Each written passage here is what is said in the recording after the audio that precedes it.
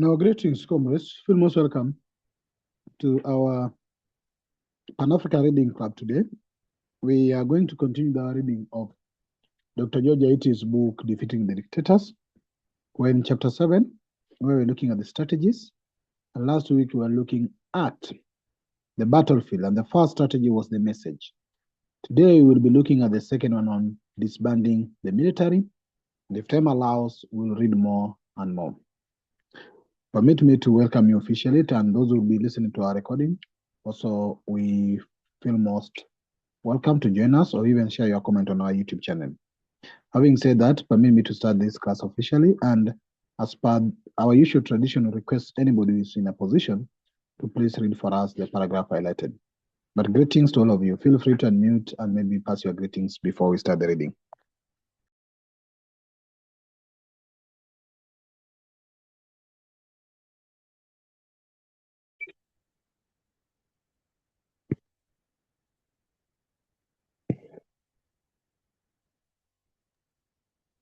Greetings, Sister Tapua. Greetings, Brother Sebastian, Brother Philip, and Brother Coco. Greetings to all of you.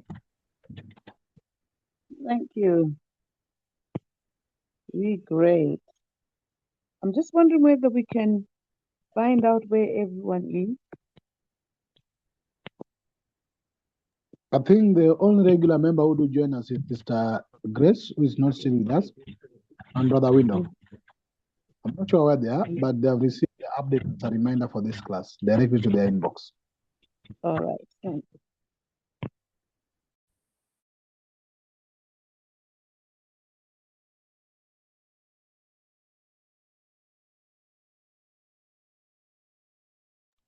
Can anybody volunteer to read for us this text under disbanding the military? Then we share our thinking after the reading. Yes, I can read. I can do the reading. Right. Disbanding the military. Military rule has been the most invidious and treacherous form of dictatorship. The military is a colonial institution introduced to suppress the natives' aspirations for freedom. It is an alien institution, as most of the natives of the developing world had no standing armies in their traditional systems. In post-colonial Africa, the military has become an insidious scourge on the continent, butchering people, destroying states, and violating human rights. Recall that all the failed states in Africa were ruined by military generals. Enough. On December 1, 1948, President José Ferreira of Costa Rica abolished the military of Costa Rica after victory in the Civil War in that year. In a ceremony in the Cadel de la Vista, Figueres broke a wall with a mallet, symbolizing the end of Costa Rica's military spirit. In 1948, the military was abolished in Article 12 of the Costa Rican Constitution, and the budget previously dedicated to the military was allocated to security, education, and culture. In 1986, President Oscar Arias Sanchez declared December 1 the Dia de la Abolition, Portuguese, Military Abolition Day. Unlike its neighbors, Costa Rica has not endured a civil war since 1948. The country maintains small forces for law enforcement and foreign peacekeeping, but has no permanent standing army. However, instead of leaving disbandment to a presidential decision, there is a better way: a referendum. Ask the people to vote on just three choices. One, maintain the military as is. Two, cut the military in half. Or three, disband the military altogether. If the military has served the people well, they will vote to retain it, won't they? So, who is afraid of a referendum on the military? Print this message on a tract and distribute it widely in a country ruled by a military junta. To forestall or discourage any future coup leaders, the people need to be prepared. Recall that it takes an institution to fight the military. Accordingly, steps should be taken to deprive a future military junta of the following institutions. The civil service. Civil servants are required to serve civilian, not military governments.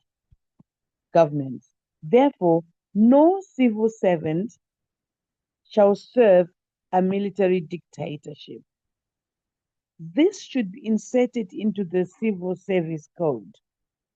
Any civil servant who violates this code risks losing his or her job. The judiciary. No judge may swear into office a military coup leader. This should also be enshrined in the bar's code.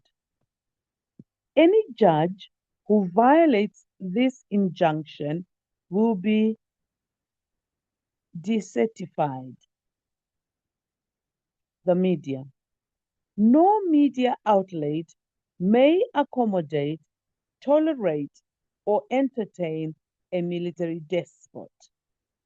Remember that a free media is the most effective antidote against all dictatorship. Academia. No university professor or teacher may support or serve a military dictatorship. Professors who do not understand such elementary concepts as freedom and democracy have no business in a place of higher learning. And the military itself should enforce its own military code, which debars soldiers from political adventurism or intervening in politics or face court-martial. Sister Tabua, hold on. Wow, Dr. It is becoming, I don't know, but let's hear what people think about this. Yes. Let me open up the phone first. Sister Tabua, do you want to start?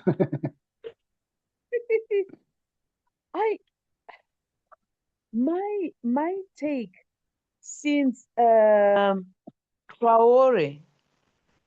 and the coups that have happened in that place has changed my mind about the military, because our civilian governments are taken advantage of by the likes of Trump, who uses the military to park in our backyard.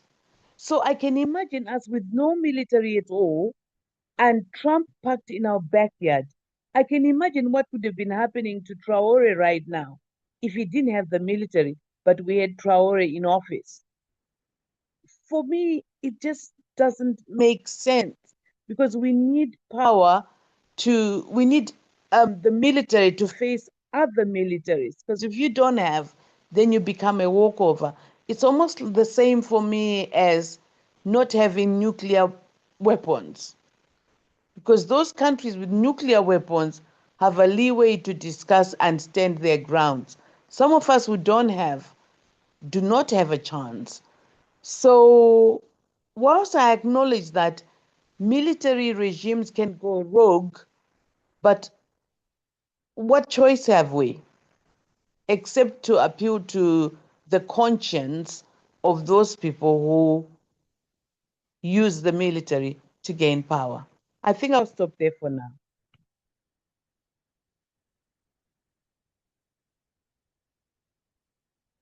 Sister Tapua, Yes, Museveni was a military officer. yes, Mugabe was Kagame was one. mm-hmm. There's a good side in what is going on in Burkina Faso and Sahel. Mm-hmm. There's the other side of what's going on in Sudan. Mm-hmm. Where does this leave with this? For me, that shows that it's not the military that's a problem. It's the people who are in charge of the military who are introducing this variation. Because if we've got the same institution achieving different results because of the leadership, then it's leadership. But for me, to survive in this world with the Trumps and the likes without anything, that's going to be a tricky one for me. Thank you. It's like saying Cuba should survive next to America with nothing.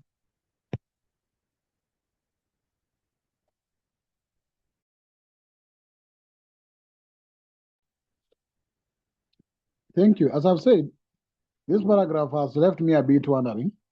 But Brother Coco, you are here. Brother Coco, how do you see Dr. Iti here?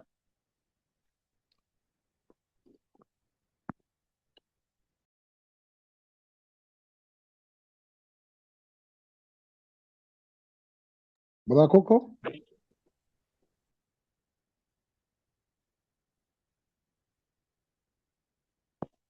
Can I come back? Yes, please. I was taken aback by the fact that the author thinks we should not have the military because it's not been in our tradition. But the type of government that he's discussing is not the type of government that we've had. So why would he use this as a reason to not have the military? Because the whole framework that we're using as Africans in terms of governance is foreign. Therefore, for him to just pick the military and say, because we've never had it, is not a good reason for me to not have it.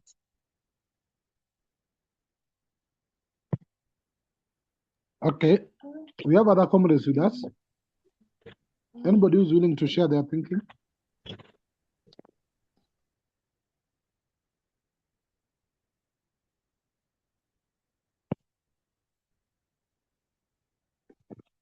Any comrade? Can you We've hear heard me? what we've read about as a strategy. What can you say? Can you hear me? Yes, Brother we Coco, can, now I can hear comrade. you. Okay, thank you.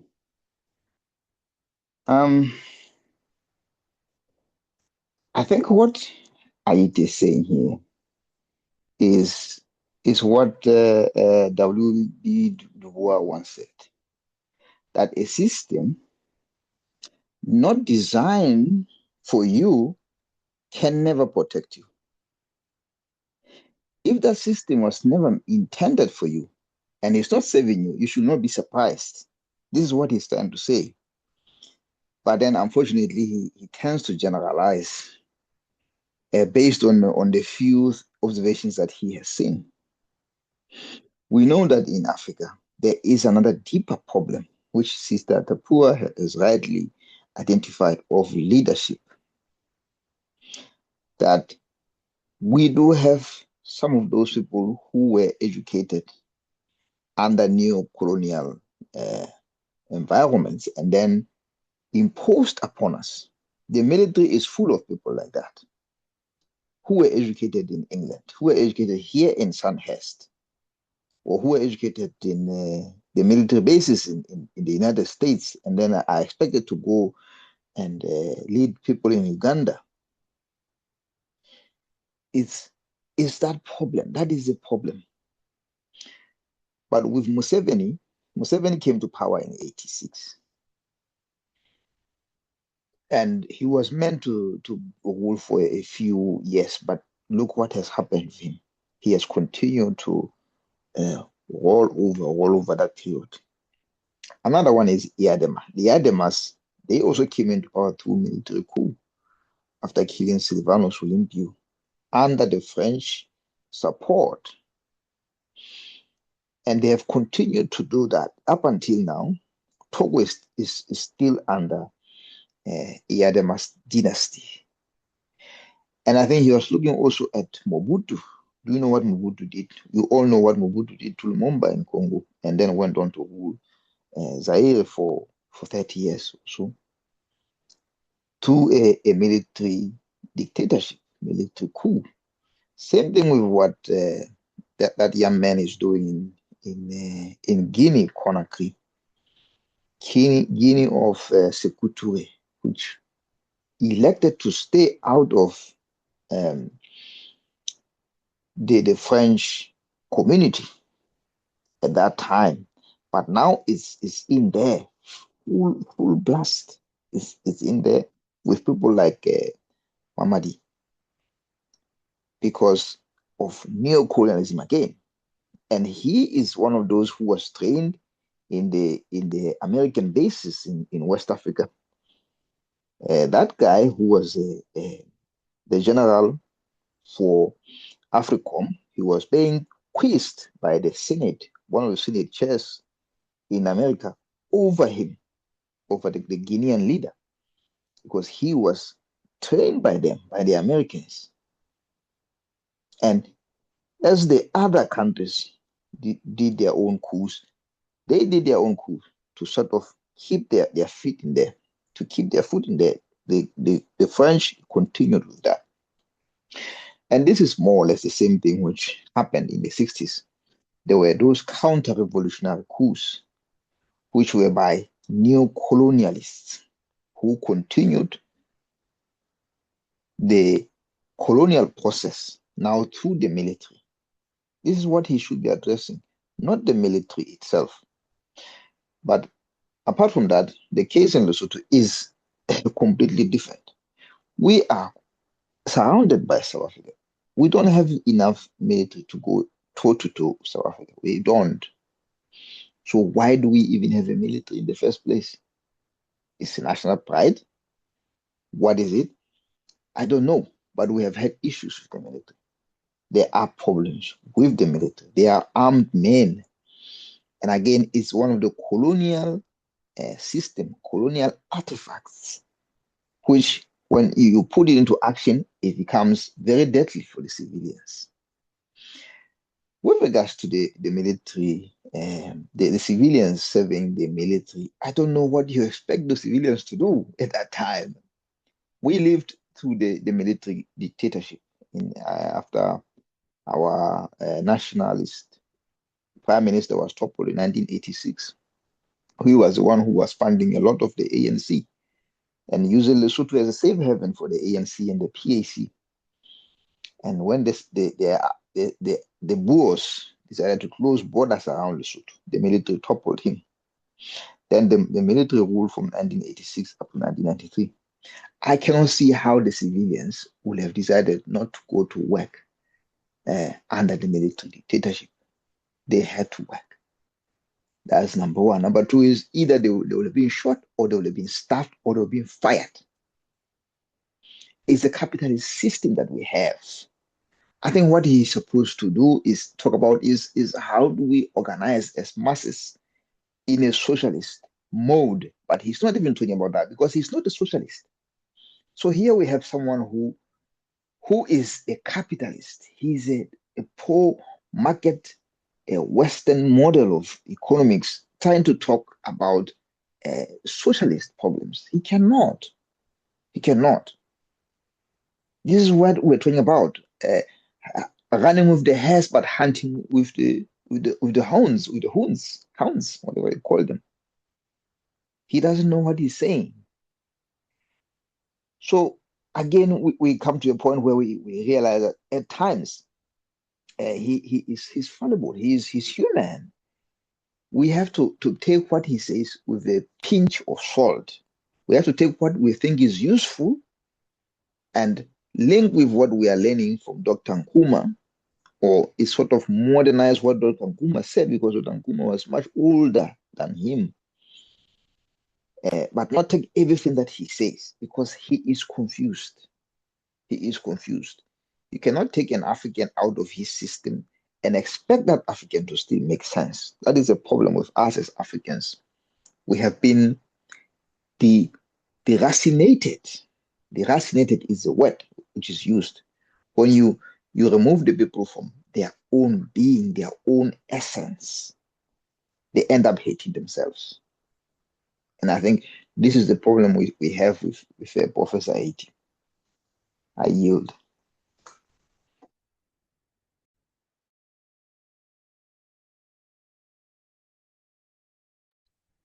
Yes, Brother Coco, you've actually touched on a lot of things. As I've said, I'll try to listen a bit because the thing you say is confused, so he has confused me as well. So let me first of all take some time to analyze what he's saying. Anybody want to come in? Anybody want to contribute to this paragraph we've just read? Or anything that Brother Cook has just raised for the paragraph? Anybody want to contribute anything? Sechwayo. I hope I pronounce your name well. Baba. Do you have anything to say about the paragraph you've read? Baba. Thank you. Hi, evening, comrades. How are you? Hello. Comrade, We you're can fine. hear you, brother. I will come and Okay, no, it's fine if you can.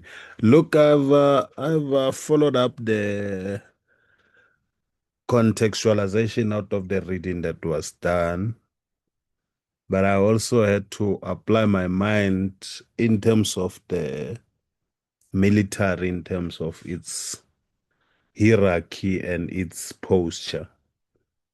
And while one will take two-pronged understanding of it to say that if you take the Sahel countries and the previous ones that will have happened, I think they've always been used as a form for me of a disruption, little bit of colonization, but sometimes also used as deepening colonization, because you find in some puppets, leaders were used from the military point of view to take over. But when you read on the text as it appears here on the screen, we might have to analyze it within the character that the military has taken from how we will have viewed it in our own understanding as human beings in terms of protection of ourselves as a society, where society plays a role in terms of that. But I think from where I'm sitting, worried them as happy as I may be with what is happening in Sahel, but I must also be human and look at history. It has proven itself. Worry in a sense of saying that at what particular time will those in the Sahel feel that the time has arrived that they must hand over to the people? And I doubt they will do that, because the challenges that are facing Africa and the wealth of the poor people today are not going to end as long as we are sitting under the situations that we are sitting with. And it's a challenge that sometimes it must be faced in terms of how best when this cues happens, at least there's an element of society involvement in terms of how they are dealing with issues, because in its own military at the end of the day is brutal, is run from the way that I don't think society can survive on it. So I think that's a little bit that I can advance in terms of looking at a text. It's a very good text in terms of sharpening one's thinking and opening it up. Thank you.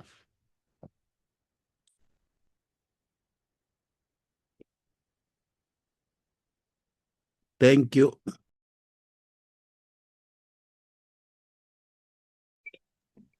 Thank you, comrade. You've also raised a very important points as well about the history of military. Of course, Africa is not less of military coups. I think if the records are to be updated, we have experienced almost over 80 military coups since independence. But again, as you are raising it,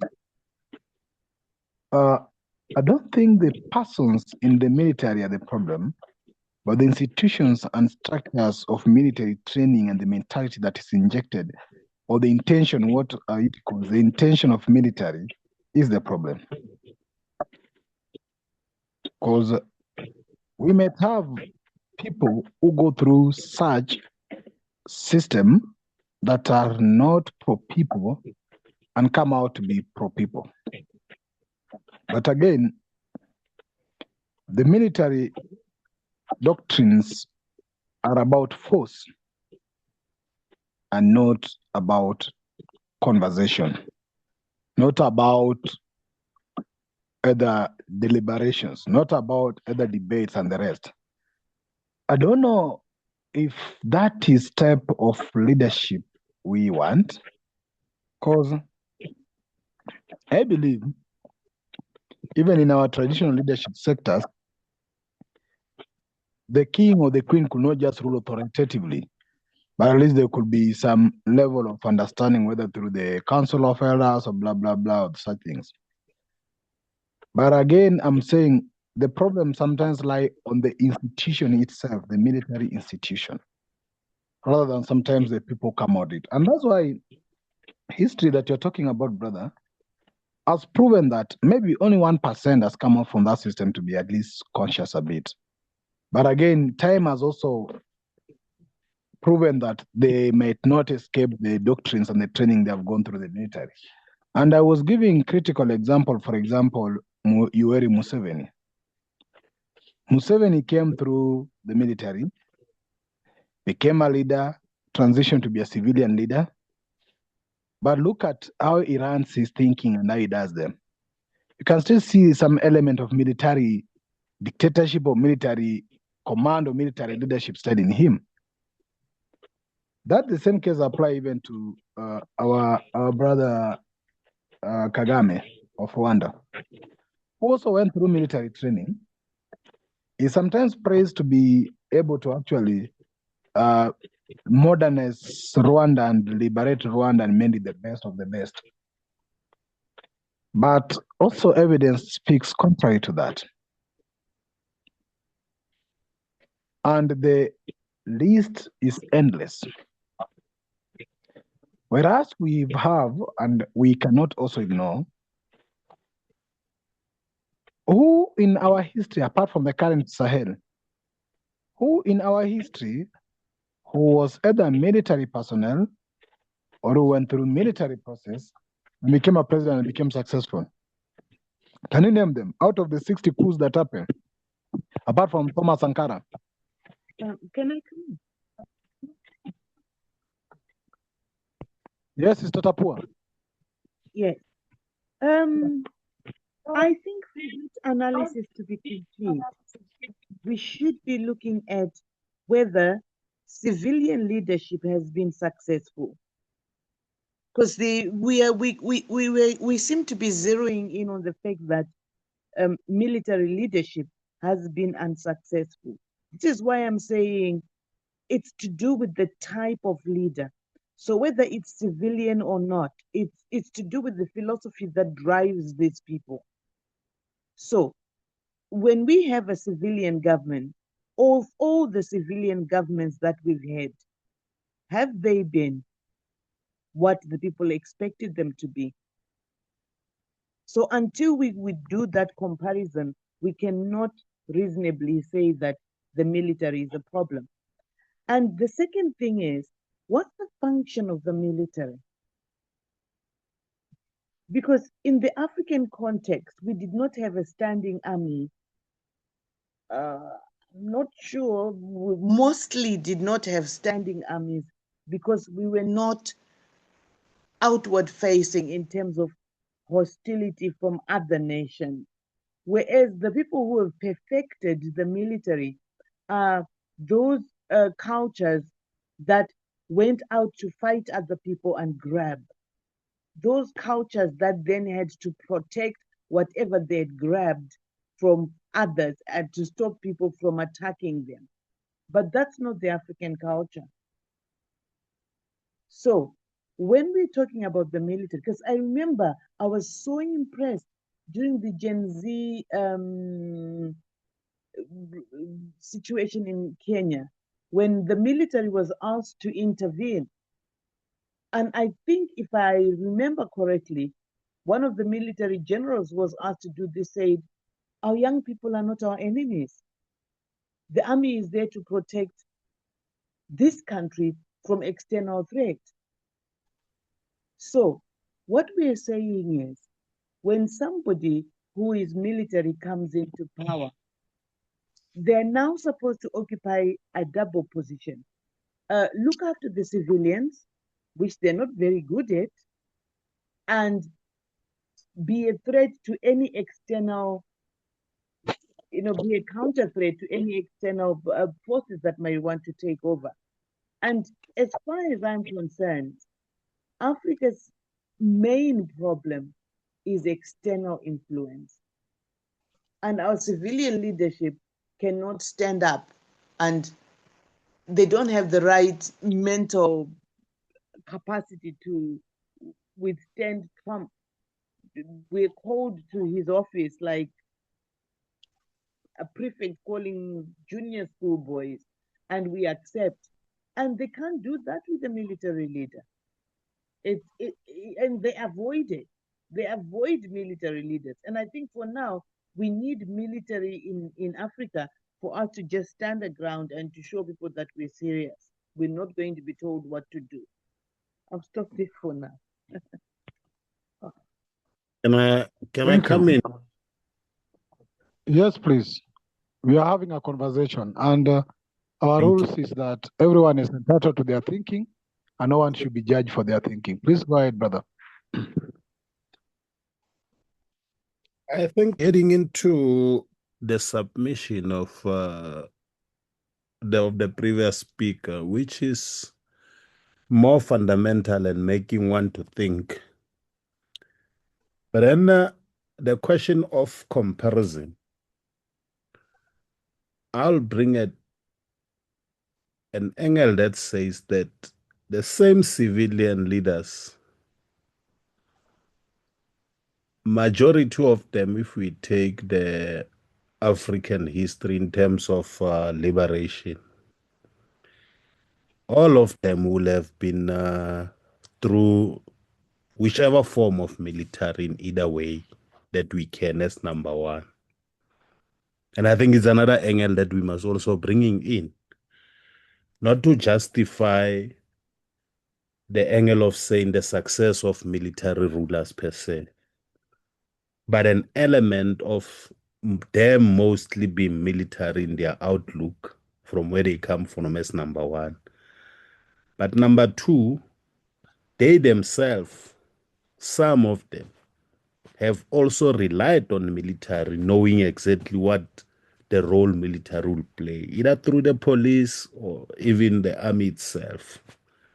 Now, maybe we need to take that debate further of analyzing all of them, their background, then we'll pick up there is that element of military in them. But the other issue is, I think, when we look in terms of the division of the world, Africa in particular, an element of protection of borders will have necessitated that you use the army, which even in an African way, that will have existed because I'm from South Africa, using the same diluted history that I always contest. You'll always pick up that majority of those old leaders that will have been spoken about in the histories, they had an element of military in them, and they used military either to conquer or to do whatever, and that was protection. So chances of ruling military in governing a country cannot be sustained easy. By the time I get there, they play.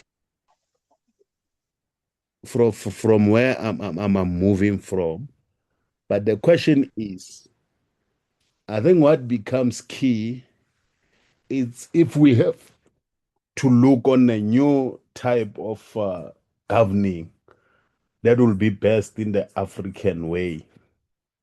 It will always take us backwards, not even more from chieftains or whatever the case might be, but more of taking a particular way of pure societal involvement in the issues of their own development of their country as well as the economy in totality. Because what the previous speaker spoke about in terms of the influence of the West in African leaders, it's a fact and it won't change.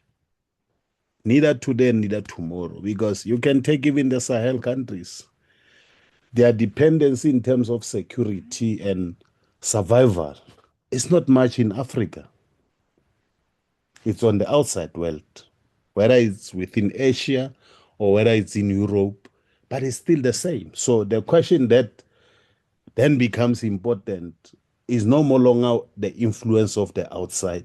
It's a question of what will be best for us with the entire world, because we can't distance ourselves more from the whole world in terms of how the world is, especially because of the way that development is moving.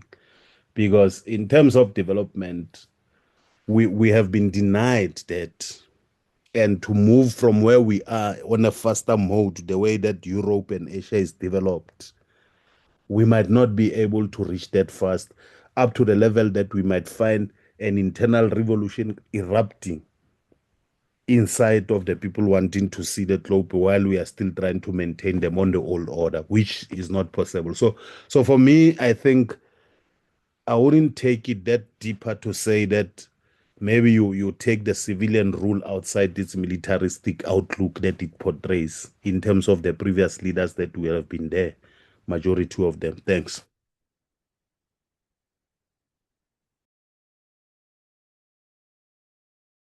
Thank you, comrade. I still want to hear what other members who haven't shared their thinking on this think, then we can move to the next paragraph. Sister Grace, what do you think?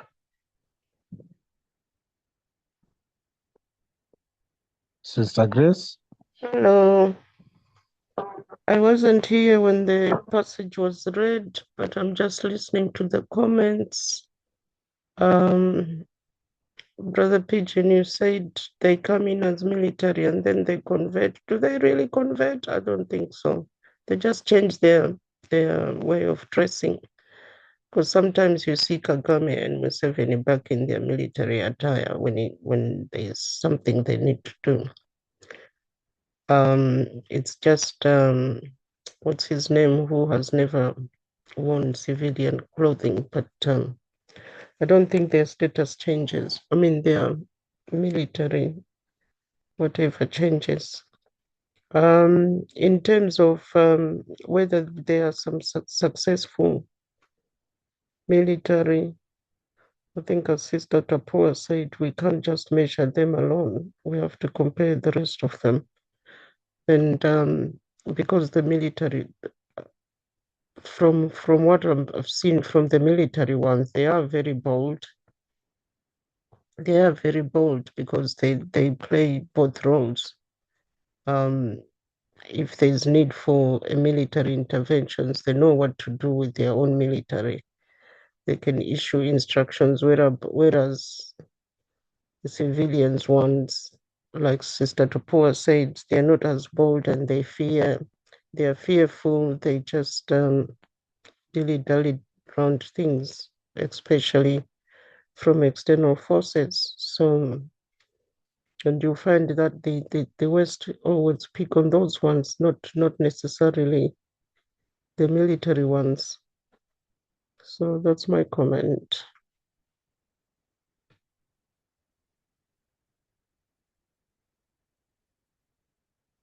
Thank you, Sister Chisomo. Brother Philip, what do you think on this topic? Brother Philip? Hi, good evening. Good evening, brother. Yeah, well, we are looking at, in a sense, the choice of leader, whether military or civilian. But if we interrogate that issue a little bit more, do we have a profile of what type of leader we actually want in Africa? Beyond the scanty elements that some of the constitutions have indicated, do we actually have a profile of what kind of leader we want, and or more importantly, what we expect him to do?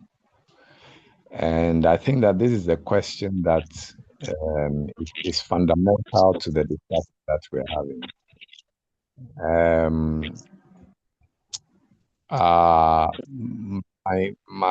My feeling is that if we look at the history of military intervention, majority of them haven't been good. I stand corrected on that. Of course, Traore is doing very well. There are probably a few others, but as to that question, perhaps history could guide us. But I think the fundamental issue is a profile of the type of leader that we want. I would say he should be able to find a way to resist the European and American interventions in Africa, and also the Arab interventions in Africa and other interventions. That should be very, very clear. But we would really need to think clearly about, the profile of who we want, and also think about a meritocracy system, so that somebody manages a small community. How well does he manage it? We give him a bigger community. I hear there are some countries that have a meritocracy in terms of leadership decision, so that by the time the leader gets to a certain position, he has a track record. So I think that it's a little bit bigger than whether it's military or civilian. I think one of the speakers hinted at that. And I think that, those are my thoughts. One, a profile of, who we want and what we want him or her to do. And two, a kind of meritocracy system that will kind of help to ensure such a leader. Thank you. Thank you, Brother Philip. You're also raising another interesting angle. Brother Coco raised the confusion, supported the element of military as an institution being foreign a bit, and also linking with elements of some such military or such defense existing in our community. Sister Tapua pointed out that we didn't have maybe such standing military or services, but also draw our attention to not only criticizing or looking at military, but also how about other so-called civilian leaders? Yes, I came in with a comparison of also other leadership, and Brother Shitwayo is also reminding us of the history of these leaders. And now Brother Philip is insisting on what do we want in terms of leadership. So I think these are very combined various angles on how we are looking at this. I know our two sisters on that have, but I want to throw just some more juices into this as even they come in to share what they want to share. I'll start with the Sister Grace after I've shared what I want to share as well. One thing we must agree is that those military leaders are also citizens. They are citizens of a country, just that they choose to be military officers, just the same way somebody chooses to be a doctor in a country, a driver in a country, or a teacher in a country. So they are actually like civil servants serving the government in one or the other. Just that their division of the roles they play make them to be seen a bit different. But they're your brother and your sister. They're your family member. That's the first thing I want us, first of all, to look. Now, military training, again, we need to look at it. It encompasses so many things. There's discipline, there's leadership, all these things they're being trained. The key thing we need to ask ourselves is who trains them and what are they trained towards? Which ideology is impacted in them during their training? And we know very well that majority of top leadership of militaries in Africa are not trained by us. That's the truth. If you go to the history of the colleges, these so-called militaries were trained, you'll get they were trained by the West. Of course, comparison can also be made by civilian leaders. Where did they study? Did they go to the West University or local universities? Because education is a subtle instrument of ideology, as you're learning in chapter 3 of Consciousness. And whoever is trying to pass them through such process has a target in mind on what they want to train. There was a famous interview of Gerald Lansley, I think it was Gerald Lansley, when he was being asked, I think in American or whatever, that out of so many coups that have happened in Africa, how many of those leaders of coup we have trained as America? And the evidence was that majority of them. Then I think the people were questioning and asking Lansley, then does it mean that we are using American taxpayers' money to train people who go out to do coups in Africa and establish the government? Is that the intention of what you're doing? Because if majority of those whom we have trained have also been part of the coups or leading the coups. But again, the elements Brother Sitra was bringing is that as much as our military, sometimes the leaders always reject the West, but you see they're not also independent. They decide on the East. So even today, the Burkina Faso is not that as Traore is capable of defeating Trump and the rest. He has leaned on another military on the other side, or another government with foreign militaries that are providing, the story of vanguards, I don't know, the vanguard or vanguards, who are trying also to help. So you basically replace one military base for America, and probably you replace silently with another military base. Which means we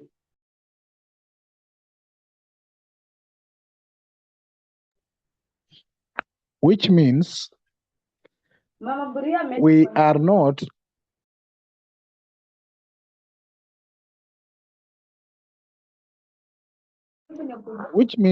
not so independently, even in our military. That's something also we need to know. But to wind it all is a question Brother Philip is asking. What type of leadership do we want? If you have to look at the history of Africa, regardless of whether they were military or civilian, who and how many can you point out to be true leaders that you feel you can be appreciating of? And out of them, were they civilian or military? And even if they are so, I want you to look at the military as also citizens, not foreigners, because they are citizens of a country who then go to be military officers.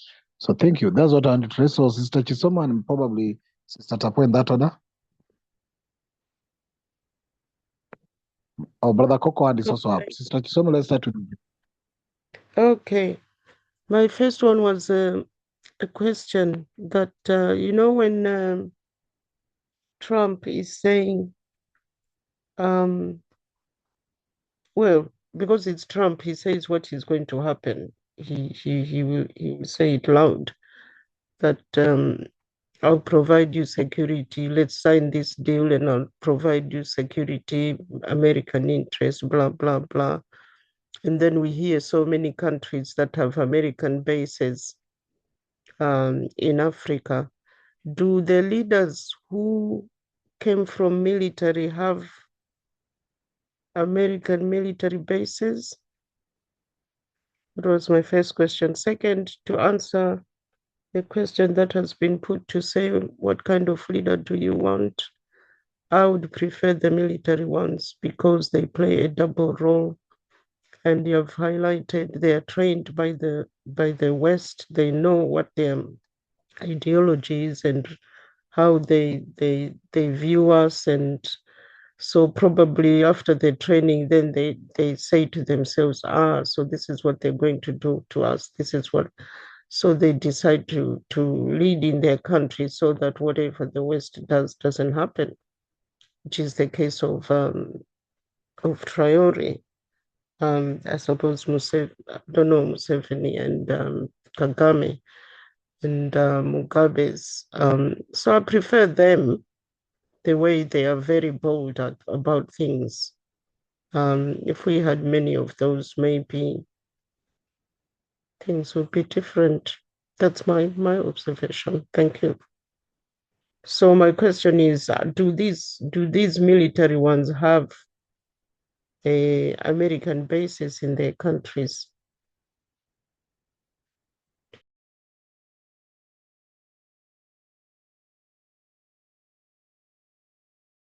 Sister Tapua, go ahead.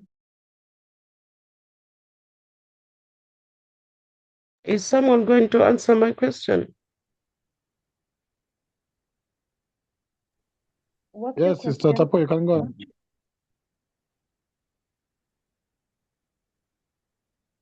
Okay. What about my question? What's your question? My question is, the leaders who are from military background, do they have Western military bases in their country like Americans?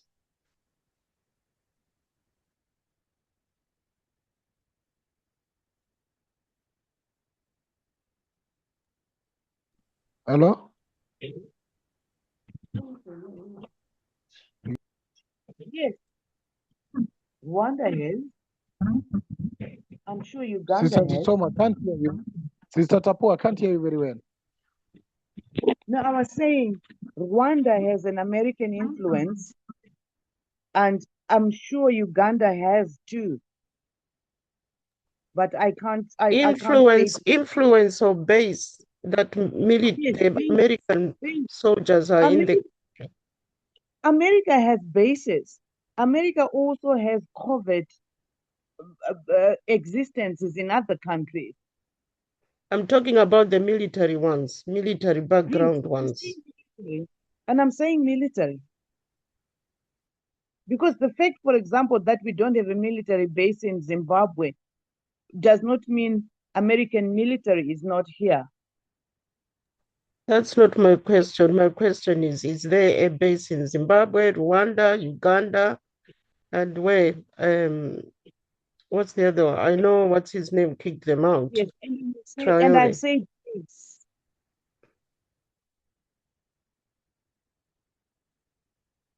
I've said yes. Hello? Am I still heard? All right. Can I make my contribution now, sister? Yes, go ahead. There don't seem to be a response. Yeah, go ahead. All right. My take is we have to look at the leadership that Africa requires and the context in which Africa is at the moment. We are in a neo-colonial state, and therefore we need leaders who will take us out of this neo-colonial state, whether they be military or civilian.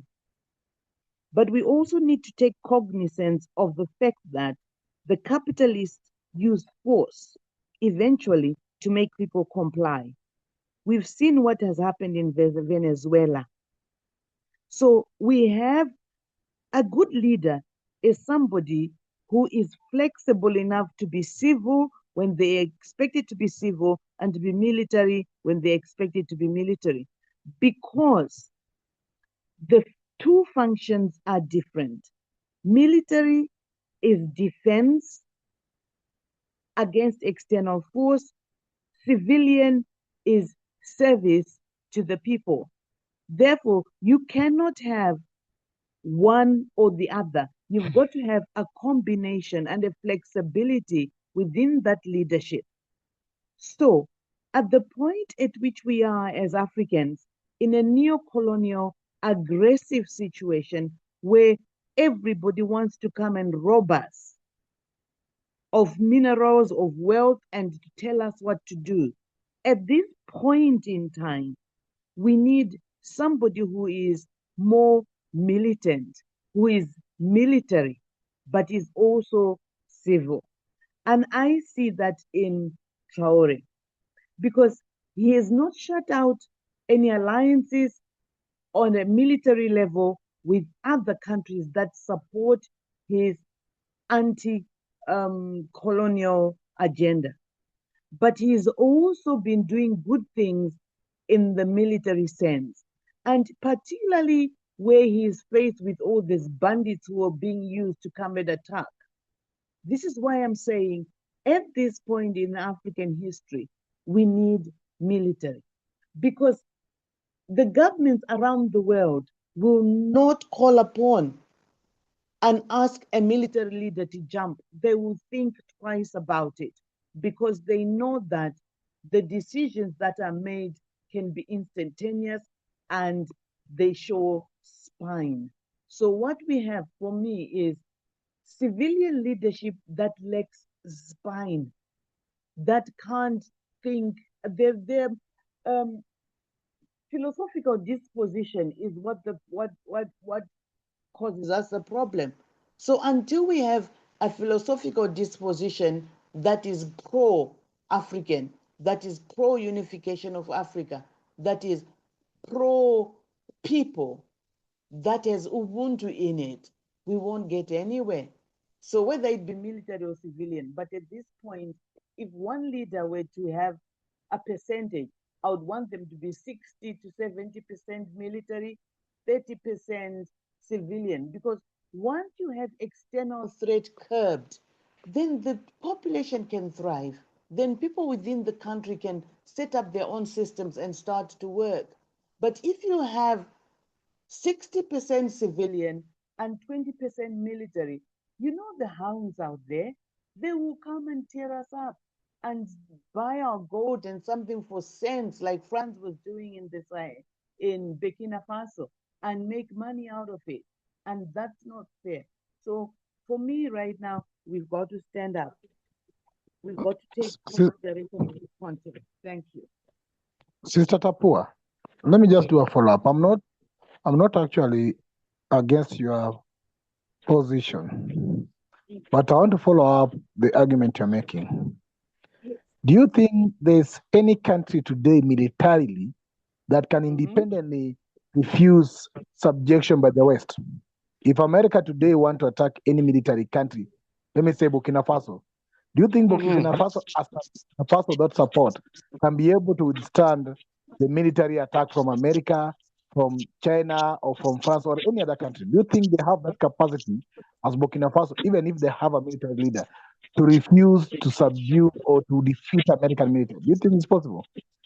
Yes, I think it's possible.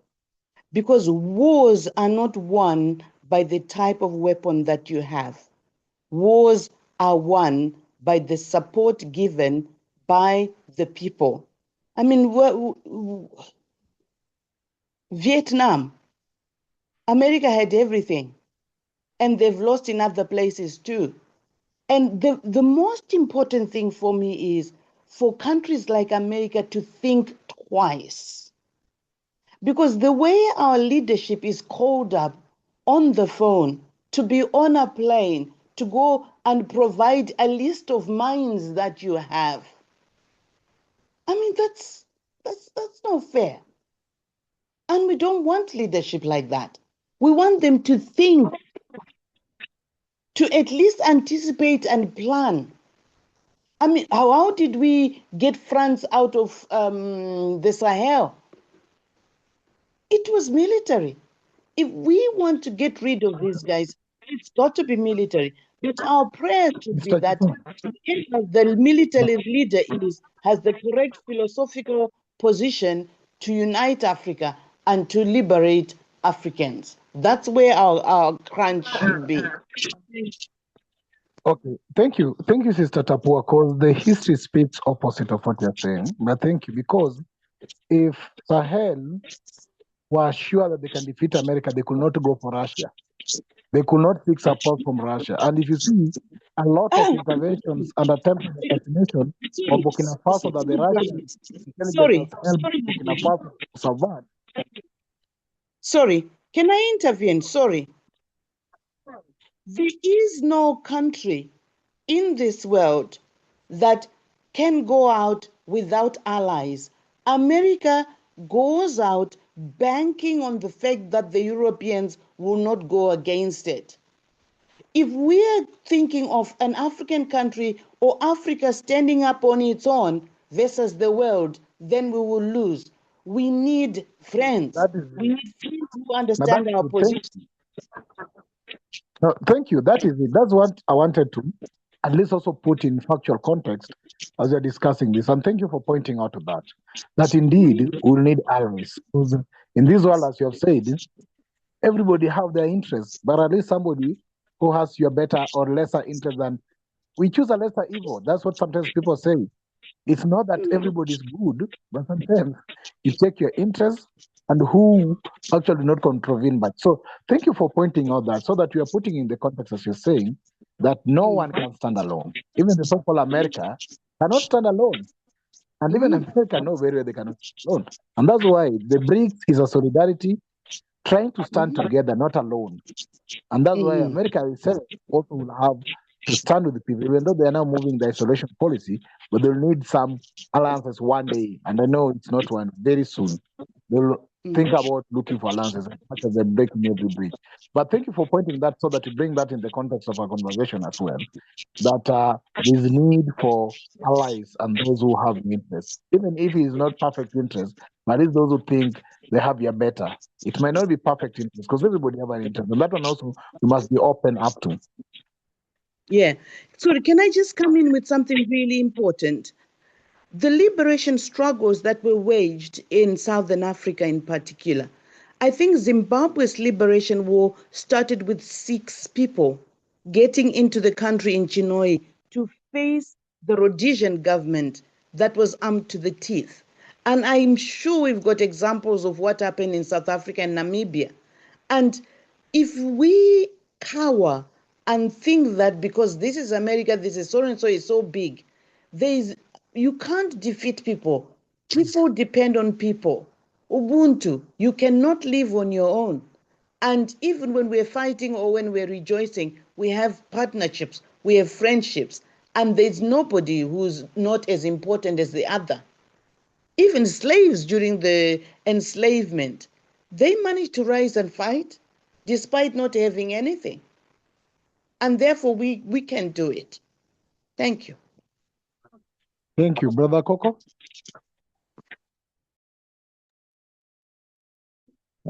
Thank you.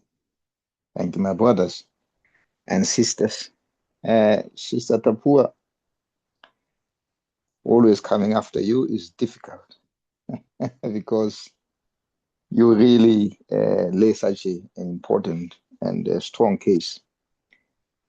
So allow me to start around where you stopped and say, quoting what Dubois once said, you know, we do have our ancestors who have seen this from far off, and only if we listen to them, if we could act on their advices or take their advices, modernize it, we can always find solutions. Dubois said, a system cannot fail those it was never meant to protect. He didn't say that specifically, but that was what his analysis was all about. And if you look at it carefully, in the Black Reconstruction in America, the book he wrote in 1935, one of the passages he uses there is that the slave, when free, stood a brief moment in the sun, then moved back again toward slavery. I'm quoting this too to emphasize the point that if the system is not designed with you in mind, it will never serve you. It will never protect you.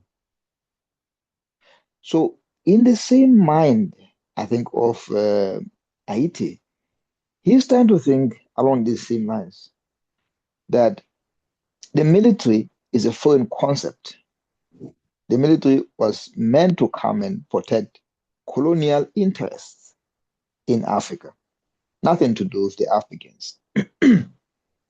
And to support his observation, we'll go back to Dr. Nkrumah in the class struggle in Africa. He says that most military officers in post-colonial Africa do not represent the working class or peasantry, but instead what they do, they are usually petty bourgeois in social origin. They are trained in colonial or neo-colonial military traditions, and they are socialized to defend the existing order, not transform it. And what he had observed was the military coups of that time were mostly counter-revolutionary. They rarely led to socialist or popular revolutions. So, in short, what he realized was the military, when it took power, they just removed one elite and replaced it with another. They did not bring the people in. They were there for their own purposes or the purpose of their masters.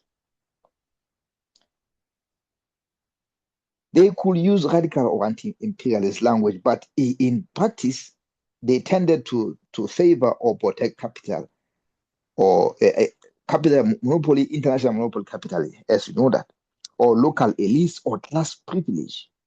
So it's always about class. Is which class is served by the military. It's nothing to do with the people, the masses of the people. And this is what the problem is. And again, I say to you, Haiti doesn't really understand socialism, socialist methods, or social ideology. Yet he can see the problem which we as socialists understand and see. In terms of articulating it, this is where he ties himself up in pants when he tries to analyze this and see the problem. Then let's talk about Sankara. We know Sankara very well. And because we talk about Sahel, so it's better we talk about Sankara because he sowed the seeds. He sowed the seeds. What you see now happening in the Sahel is because of what Sankara did. Sankara's view was simple. A soldier without political or ideological training is a potential criminal. That meant a soldier is never neutral. If a soldier lacks ideology, then he becomes a tool of repression, not liberation. He will obey any order from anyone, including those against the people. And he will be easily used by imperialism, reactionary elites, or personal ambition. And this was what was happening in French-speaking Africa, the French community of Africa. If you look at those articles which these countries entered into with France, one of those was that the French army will train all the senior officers in those countries. Majority of them were trained in France. Houphouët-Boigny, he came from France background. He saw himself as a black Frenchman. It was so bad that he went toe to toe with Nkrumah and opposed Nkrumah everywhere he went. It's the same with, as I say, the Yademas. Yademas in Togo is exactly that. Or the emperor, the Mad Emperor in Central African Republic, he actually fought for France in Vietnam. He went to fight for France in Vietnam. This is who we are talking about, who we are trying to protect. So it's important we have professional soldiers and we train our soldiers. We give them political education so they understand where they're coming from. And this is your question, Brother Pigbin, that the soldiers are coming from the people. But unfortunately, with the indoctrination that goes ahead in those neo-colonial states or the colonial master's lands, it has cut off the man from the land. It has cut off the soldier from the people he grew up with. And again, let's not forget, the military is hierarchical in nature, is opposed to anything we know of African way of doing things, which is egalitarian in nature. So they have imposed on us as Africans their hierarchies and ways of doing things, and they have left the military as the institution that continues to drive the colonial project even after they've left. So the class struggle continues, and the military and those neo-colonial trained leaders, they all are the same thing. To answer your question, Sister Chisomo, they are no different. The only difference is that the soldier has a gun. But if the neo-colonialist leader are there, they can also use those soldiers. It's the same thing. It's one elite using the other elite at the expense of the people. Let me stop there.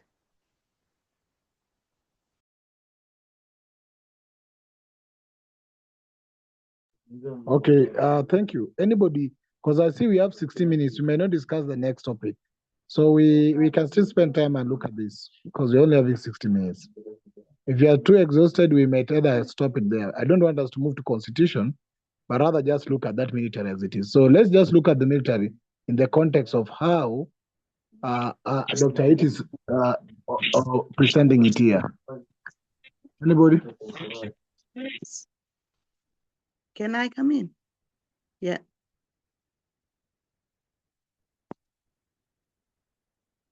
Hello?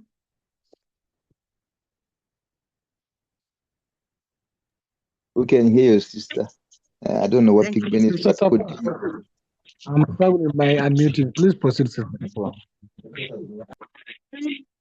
I'm following up on the point that you raised, that those people who are military are our brothers and family members. It made me think of Chinua Achebe's Things Fall Apart, where he says the white man is very clever because he's divided us. And our brother has taken our secrets to him, and he is now telling them about us, kind of, I'm paraphrasing. That's the same situation that we have. And for me, it's very sad because in the Zimbabwean context, when we went into the liberation struggle, we went into the liberation struggle under the illusion that we were one. He's my brother, he's my sister. We fought in that manner. But we kind of put aside the class struggle for a while. And then once we are back out of the trenches, we can now see who is which class and which class interests are getting taken care of. But there's always this moving back. You try and say to people, oh, you can't do this. Then they'll turn around and say, oh, but you're my brother, you're my sister. Yes, we're Black. But sometimes the way we behave does not show us to be brotherly or sisterly or Ubuntu. Some of us are now focused on anything that is Western, that is cultural, that bring in money, and that will stamp on everybody else. It does not matter. So we just need to be careful. That's all I'm saying. That the fact that the military general is my brother might not necessarily be the fact that he's out there for the unification of Africa. He might be out there for himself, which is largely what we learned from the Western culture. Stand up for yourself, do your own thing, win regardless. And it's sad. Thank you.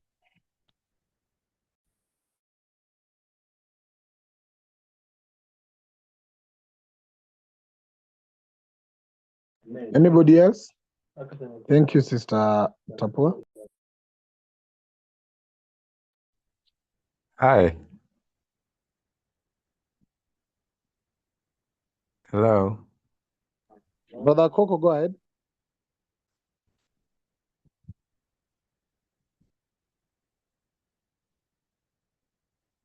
That's not me. That's Brother Philip, I think. Go ahead, Brother Philip. Yeah. A question popped in my mind throughout the discussion. When we are talking about African leaders, are we still there are about 6 of us on this group now. Are we still thinking in terms of the 50 African countries and each, or are we thinking about a united Africa with a united African leader? I think that this is also an important consideration because that would also affect the of military. Are we also thinking about militaries, 50 different militaries for the 50 different African countries? Or are we thinking of an African high command, as Nkrumah said? How should we think? I'm tempted to think in terms of a united Africa leadership, first of all. But then I'm also tempted to think in terms of the individual African countries and the kind of leader that would foster unity. For example, we've seen that Traore has made alliance with with two other French countries.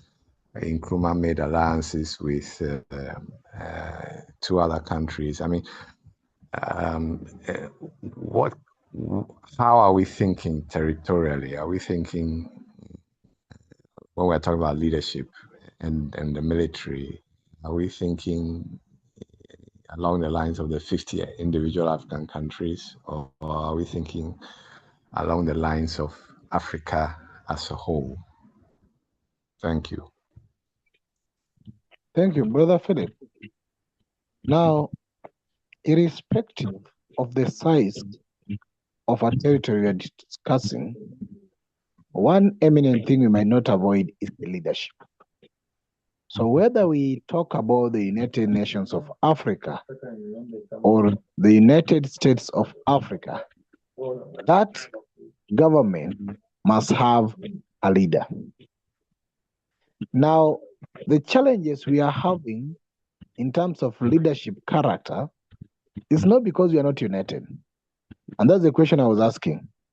What will happen if even in the United States of Africa, we have President Ruto as the president of that unit? Or what will happen if Mugabe happens to be the president of that union government? Of course, again, we must think, what will happen if Traore is the president of that United Nations of Africa? Therefore, the key fundamental thing that must be fixed is the leadership. And as you are saying, is what is the leadership we desire? Not who. Not whether it's a military, a civilian, is learned, not learned, is a man, not a woman, or not that. But we agree on what is the fundamental basic principles or qualifications of that which then forms, or that qualification that gauge the leader we want. Do we know, and I think that's what Sister Tapo was raising, do we know the leader we want? Because I'm foreseeing, and it's not that I'm not optimistic. I'm foreseeing a possibility of even a United Nations of Africa ending up with Kagame being the president, or ending up with Museveni being the president, or ending up with Ruto being the president. And if such happen, then we just multiply or magnify the damage. Because then the entire continent will be damaged by the same individual. Yes, unity is our shield and defense. I've done an analysis about the military prowess. Now, the total number of military personnel combined in the entire African continent, if you bring their military numbers, is equivalent to almost 10 million personnel. The entire number of military personnel in America is 1.8 million. The entire number of military personnel in China is around 3.4 million, despite of their population being the same population of Africa, the billion number. The entire military personnel of India is around 5 million. The military expenditure, if you look at cross-border military expenditure, the military expenditure annually of America with 1.8 million military personnel is equivalent to $720 billion per year.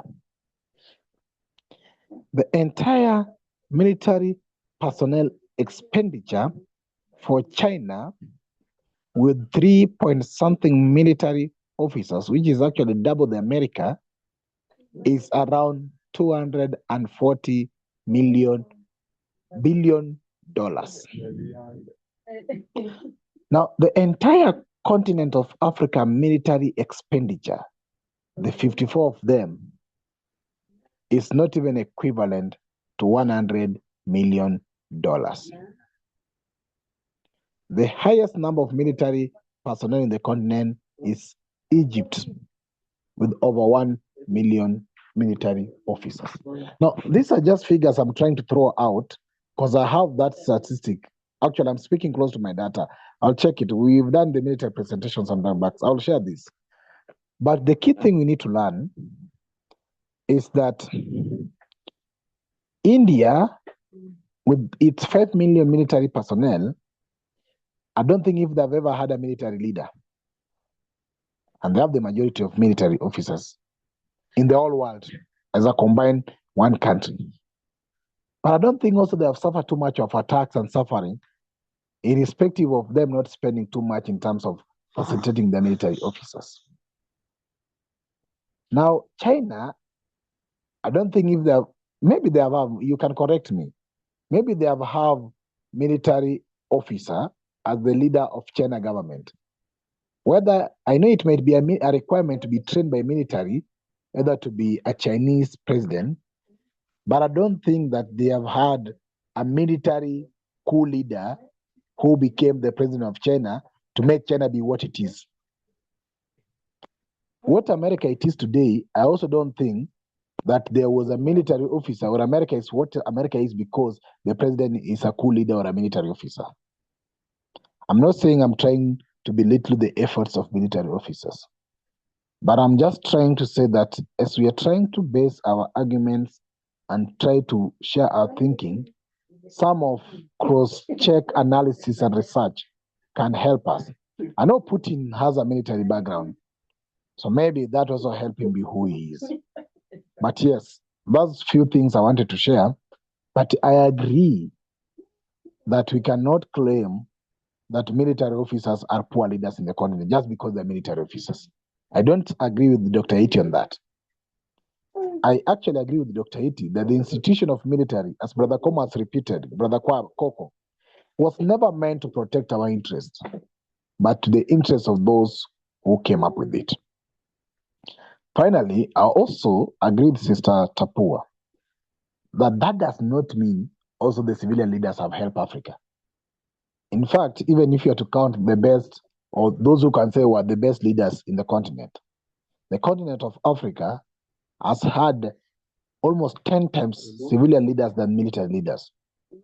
And over 300 or 400 so-called presidents who have existed since independence in the entire continent, you can point to best one probably just being maybe 4 or 5 and less than 10. So that failure both from civilian and military, the success from both civilian and military confirms that the key underlying issue is the character and quality of the leader, more than even where they come from, whether in military or in civilian. That's what I'd like to put in as my input. So I'll allow anybody who want to share anything as a last final comment, because we're only having 3 minutes to go. If you think there's any burning issue you can share, feel free. But as I've said, this is our space where we share our thinking. No one should judge you, no one should intimidate you, and no one should do anything to you because of your own thinking. Please, anybody have the floor. We have 2 minutes to go. I'm winding up this. Next time we'll look at the constitutional element. I'm not going to take long, brother. I'll just answer Brother Philip shortly to say you should read Dr. Aiti's book or his books. You will realize who he is. He is not a Pan-Africanist in the sense of Pan-Africanist. So he's more of a capitalist, someone who has been trained in the West with the way of thinking of the West. So when you talk about whether he's talking about the United Africa Command, no, I don't think he's thinking in that sense. He's just seeing the 54 African countries as being under dictators, and hence how to help them defeat those dictators in those 54 African states. He is not providing solutions or recommendations towards a united African government or African high command. I hope that question clears your question. I mean, that answer clears your question.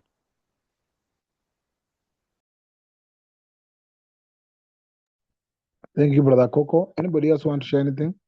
We're almost bringing this to an end. Oh, it's only Sister Tapua left and Brother Philip. Sister Tapua, just say something as one word as we finish this. I realize others have dropped.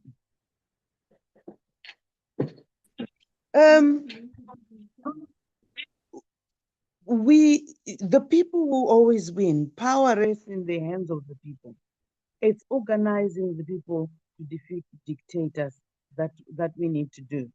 Otherwise, military or civilian empowerment of the civilians makes the world work for us. Thank you.